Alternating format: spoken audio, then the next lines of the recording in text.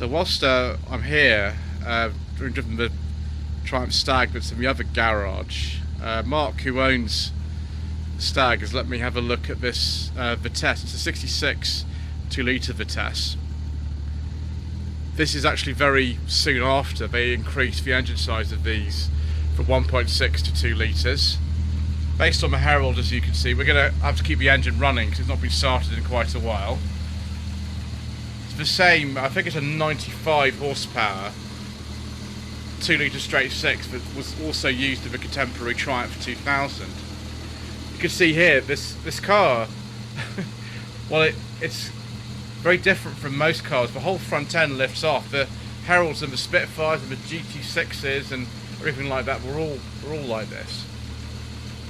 It's a lovely colour. The bodywork isn't perfect on this. There are some bits of rust like here, but this is actually an ongoing project. The car, before Mark bought it, had been sitting in a garage for 27 years. He's done some fattly to get the engine to run well because we've got some, I think there's a new HT leads and distributor cap on there.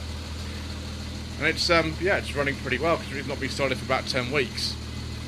So yeah, the whole front of the car lifts up like that. We'll take a look at what the front end looks like when the bonnet actually has been put back in a second. But we've got interesting sort of things here.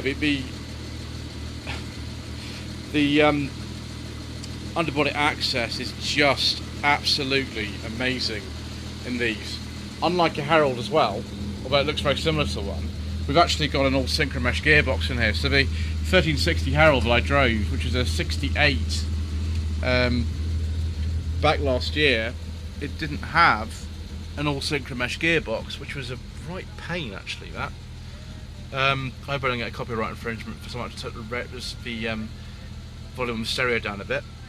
We've only got in here thick seatbelts, which I'm not very fond of, viewers, as you know. I'm not the biggest fan of things like that. We've got a nice rev counter in here.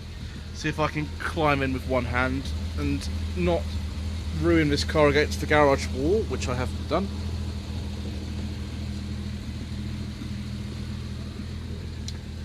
Let's turn that right down. So we've got a bit for adjusting the angle of the seat, which is really interesting, having a dashboard control for that.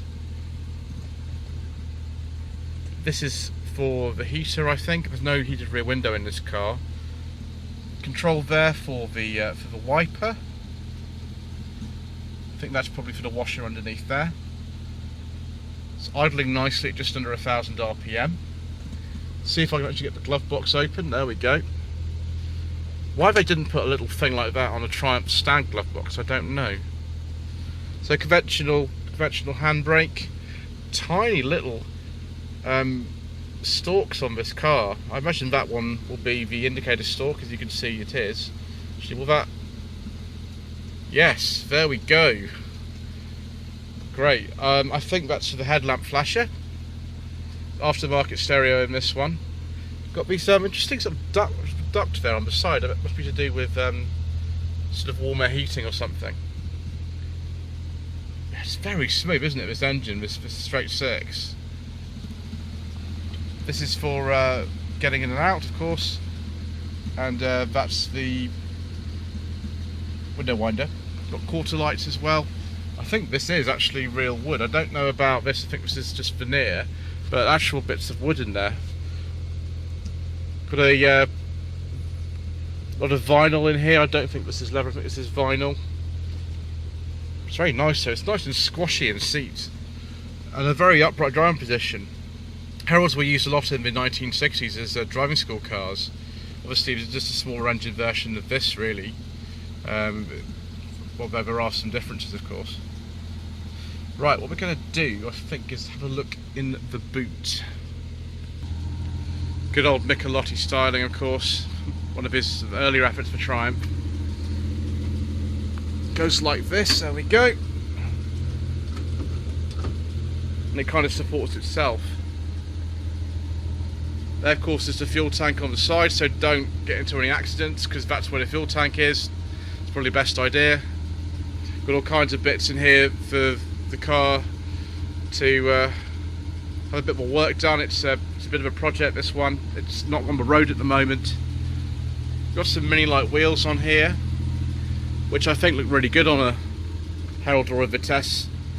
The Herald I drove last year also had mini light style wheels on it. I love this sort of styling that these cars have with the fenders like this. I think it's lovely. See if it'll just go down. Yes. And then over like that. Fantastic. Well, let's shut the bonnet, which needs to be done on either side, and take a look at what the car looks like with that actually not up in that position. So there we are. It's going to be a little bit difficult to show you because it's a bit tight in here, viewers, but get the sort of rough idea anyway. Bonnet catches are one either side on here, and just unrivaled access for maintenance and things like that. As I said, this is a car that's undergoing some work. Eventually a lot of things will be done, but considering this car is so old, it's well over kind of sort of 55 years old, this car now, and it's mainly been stood for about 27 years. It's not bad.